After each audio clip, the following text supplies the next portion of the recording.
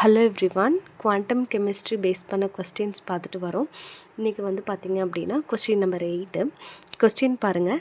In D3 configuration the ground state term symbol அப்படின்னு சொல்லி question கேட்டிருக்காங்க. D3 கான்ஃபிகரேஷனுக்கு கிரவுண்ட் ஸ்டேட் டேர்ம் சிம்பிள் என்ன அப்படிங்கிறதான் கொஸ்டின். வாங்க எப்படி டேர்ம் சிம்பிள் கண்டுபிடிக்கிறதுன்னு பார்க்கலாம். ஓகேங்களா? டேர்ம் சிம்பிள் கண்டுபிடிக்கிறதுக்கு வந்து பார்த்திங்க அப்படின்னா அதோட டேர்ம் நான் எழுதிடுறேன். General term L 2s plus 1 J. இதுதான் டேர்ம் சிம்பிள் கண்டுபிடிக்கிறதுக்கான ஃபார்மேட். ஓகேங்களா?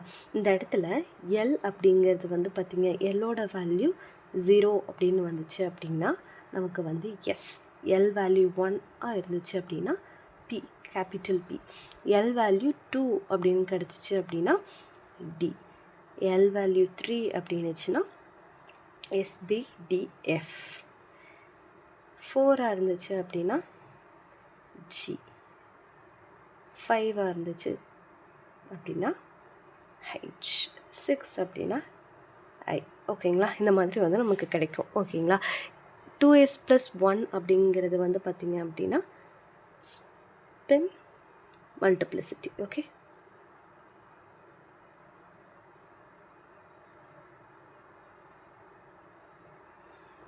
ஓகேங்களா? இந்த ஜே வேல்யூ அப்படிங்கிறது வந்து பார்த்திங்க அப்படின்னா ஜே வேல்யூ வந்து பார்த்திங்க அப்படின்னா எல் ப்ளஸ் எஸ் அப்படின்னு வரும். எப்போ அப்படின்னா மோர் தேன் ஹாஃப் ஃபில்டு.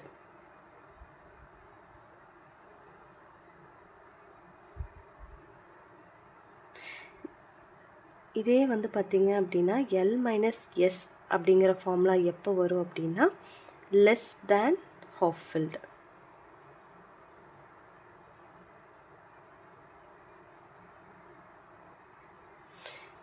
அதே மாதிரி வந்து எக்ஸாக்டாக வந்து பார்த்திங்க அப்படின்னா நமக்கு வந்து எக்ஸாக்டாக ஹாஃப் ஃபில்ட்லேயே கிடச்சிச்சின்னு வச்சுக்கோங்களேன்.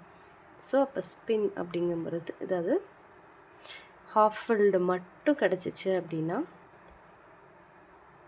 அப்போ நம்ம எஸ் வேல்யூ மட்டும் எடுத்துக்குவோம். ஓகேங்களா? நெக்ஸ்ட்டு எல் வேல்யூ எப்படி கண்டுபிடிக்கிறதுன்னு பார்க்கலாம் வாங்க. நமக்கு என்ன கேட்டிருக்காங்க? D3 கான்ஃபிகரேஷன் கேட்டிருக்காங்க. ஓகேங்களா? D3 அப்படிங்கும்போது வந்து பார்த்திங்க அப்படின்னா நம்ம எப்படி ஃபில் பண்ணலாம்? அதாவது D3 சிங்கிளாக வந்து ஃபில் பண்ணிட்டு வரும். ஓகேங்களா? D3 அப்படிங்கும்போது அந்த 3 எலக்ட்ரான்ஸ் இருக்குது அப்படின்னு அர்த்தம். ஓகேங்களா?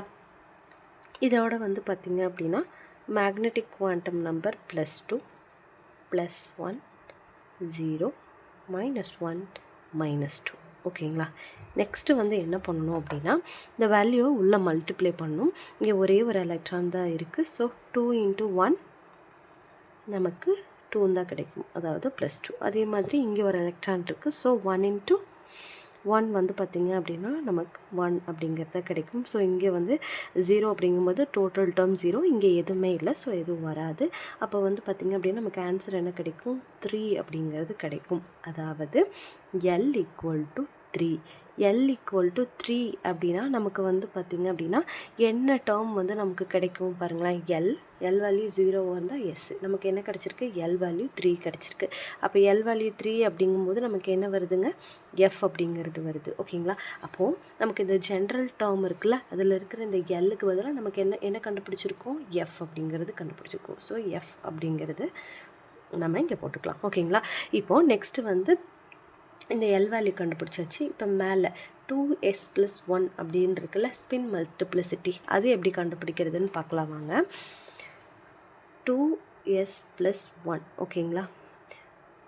2s அப்படிங்கிறது ஸ்பின்னுங்க, அதாவது நமக்கு கொடுத்துருக்கிற எலக்ட்ரானோட ஸ்பின். இப்போ நமக்கு டோட்டலாக எத்தனை எலக்ட்ரான்ஸ் இருக்குது? 1 2 3. அதாவது ஒரு எலக்ட்ரான் அப்படிங்கும்போது +½ அப்படிங்கிறது வருங்களா? ஸோ 1/2 1/2 + 1/2. அப்போ டோட்டலாக நமக்கு என்ன வரும்? ஸ்பின் வந்து பார்த்திங்க அப்படின்னா 3/2 அப்படின்னு வருங்களா? அப்போ வந்து நமக்கு இந்த எஸ் வேல்யூக்கு பதிலாக நமக்கு ஸ்பின் என்ன வந்து கிடச்சிருக்கு? அது வந்து நம்ம இங்கே போட்டுக்கலாம்.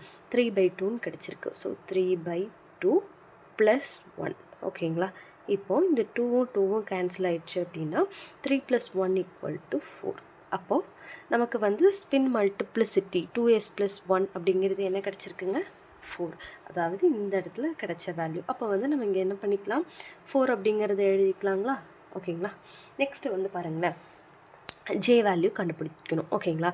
அதாவது ஜே வேல்யூவில் நமக்கு வந்து ஆர்பிட்டல் கொடுத்துருப்பாங்க இல்லைங்களா, அந்த ஆர்பிட்டலில் மோர் தென் ஹாஃப் ஃபில்டாக இருந்துச்சு அப்படின்னா, மோர் தென் ஹாஃப் ஃபில்டுனா இந்த 5 ஆர்பிட்டால்ஸும் ஃபில் ஆகிட்டு அதுக்கப்புறம் வந்து பார்த்திங்க அப்படின்னா 6 7 8 அப் டு 10 வரைக்கும் ஃபில் ஆகிருந்துச்சு அப்படின்னா அது மோர் தென் ஹாஃப் ஃபில்டு அப்படின்னு சொல்லலாம். ஓகேங்களா. லெஸ் தென் ஹாஃப் ஃபில்டு அப்படிங்கும்போது இந்த இடத்துல வந்து 5 வரைக்கும் இருந்துச்சு அப்படின்னா அது ஹாஃப் ஃபில்டு, எக்ஸாக்டாக ஹாஃப் ஃபில்டு. அந்த மாதிரி ஹாஃப் ஃபில்டு வந்துச்சு அப்படின்னா நம்ம எஸ்ஸை மட்டும் எடுத்துக்குவோம். ஓகேங்களா. இப்போது இங்கே வந்து என்னவா இருக்குது அப்படின்னா லெஸ் தென் ஹாஃப் ஃபில்டாக இருக்குது. ஏன்னா இங்கே 3 எலக்ட்ரான்ஸ் தானே இருக்குது. அப்போ கம்ப்ளீட்டாக இந்த ஆர்பிட்டால்ஸ் எல்லாம் ஃபில் ஆகலை. அப்போ லெஸ் தென் ஹாஃப் ஃபில்ட். அப்போ அதோட ஃபார்முலா என்ன, ஜே வேல்யூ கண்டுபிடிக்க அப்படின்னா ஜே = L - S. ஓகேங்களா. ஓகேங்க. இப்போ வந்து பார்த்திங்க அப்படின்னா எல் அப்படிங்கிறது வந்து என்ன வேல்யூவாக நம்ம கண்டுபிடிச்சிருக்கணும், எல் அப்படிங்கிறது நம்ம 3 அப்படின்னு கண்டுபிடிச்சிருக்கோம். ஓகேங்களா. அப்போது 3 - S அப்படிங்கிறது வந்து ஸ்பின்னுங்க. இங்கே இருக்கிற L - Sல இருக்கிற இந்த S அப்படிங்கிறது வந்து பார்த்திங்க அப்படின்னா ஸ்பின் வந்து நம்ம என்ன கண்டுபிடிச்சி வச்சுருந்தோம், அதாவது ஸ்பின் அப்படிங்கிறது 3/2 அப்படிங்கிறது தான் ஸ்பின். ஸோ 3/2 அதை இங்கே போட்டுக்கலாம். நீங்கள் வந்து மாற்றி இங்கே இந்த ஸ்பின் மல்டிப்ளிசிட்டி கண்டுபிடிச்சிக்க வச்சுருக்கீங்களா 4, அதை வந்து நீங்கள் போட்டக்கூடாது. ஸ்பின் நம்ம கண்டுபிடிச்சிருக்கோம், எவ்வளோ எலக்ட்ரான்ஸ் இருக்கோ அதோட ஸ்பின் நம்ம 3/2 அப்படிங்கிறது கண்டுபிடிச்சிருக்கோம். ஸோ அந்த 3/2. ஸோ இதை நம்ம வந்து பார்த்திங்க அப்படின்னா சால்வ் பண்ணோம் அப்படின்னா 2 × 3 6 6 - 3 / 2.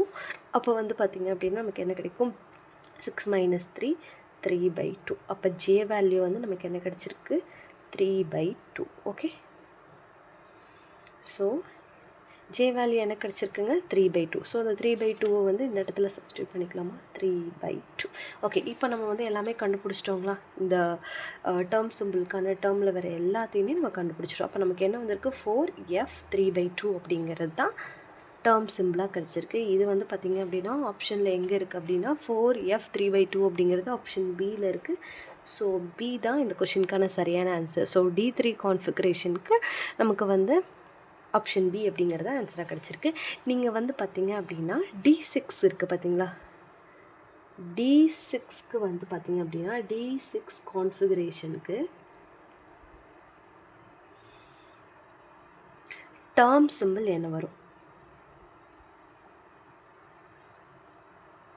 என்ன அப்படிங்கிறத வந்து நீங்கள் ஃபைண்ட் அவுட் பண்ணிவிட்டு எனக்கு கமெண்ட்டில் சொல்லுங்கள். ஓகேங்களா. அது கொஷின் வந்து சரியா என்ன அப்படின்னு சொல்லிட்டு நாங்கள் வந்து உங்களுக்கு ரிப்ளை பண்ணுறேன். ஓகேங்களா. மறக்காமல் இந்த கொஷினை சால்வ் பண்ணிவிட்டு அதோட டேர்ம் சிம்பிள் என்ன அப்படிங்கிறது எனக்கு கமெண்ட்டில் சொல்லுங்கள். இதை வந்து ஜஸ்ட் இதை பற்றி நான் ஒரு சின்ன இன்ட்ரோ மட்டும் கொடுத்துட்றேன். ஓகேங்களா. இதே மாதிரி தான், ஒன்றும் இல்லை.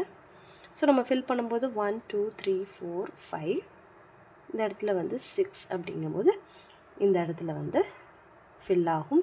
அதாவது D6 வீக் ஃபீல்ட் லிகண்ட். ஓகேங்களா. அதாவது ஹை ஸ்பின் காம்ப்ளெக்ஸ். ஓகேங்களா. அதுக்கு தான் வந்து பார்த்திங்க அப்படின்னா இப்போ நம்ம போடுறது. ஓகேங்களா. இது தான் நான் உங்களுக்கு கண்டுபிடிக்க சொல்லியிருக்கேன். ஸோ இதை மட்டும் சொல்லிடுறேன். One minute. இப்போது இந்த இடத்துல வந்து 2 எலக்ட்ரான்ஸ் இருக்குது. அப்போது ஒரு எலக்ட்ரான் அப்படின்னா 2 × 1 2 அப்படிங்கிறது கிடைக்கும். இந்த இடத்துல வந்து பார்த்திங்க அப்படின்னா என்ன இருக்குது 2 எலக்ட்ரான்ஸ் இருக்குது. அப்போ 2 × 2 + 4 அப்படின்னு கிடைக்கும். அந்த மாதிரி போட்டு நீங்கள் சால்வ் பண்ணி இதுக்கான ஆன்சரை வந்து நீங்கள் கமெண்ட்டில் சொல்லுங்கள். இந்த வீடியோ உங்களுக்கு புரிஞ்சிருக்கும்னு நினைக்கிறேன். ஏதாவது டவுட் இருந்துச்சு அப்படின்னா நீங்கள் கமெண்ட்டில் சொல்லுங்கள். ஓகேங்களா. தேங்க்யூ ஸோ மச் ஃபார் வாட்சிங்.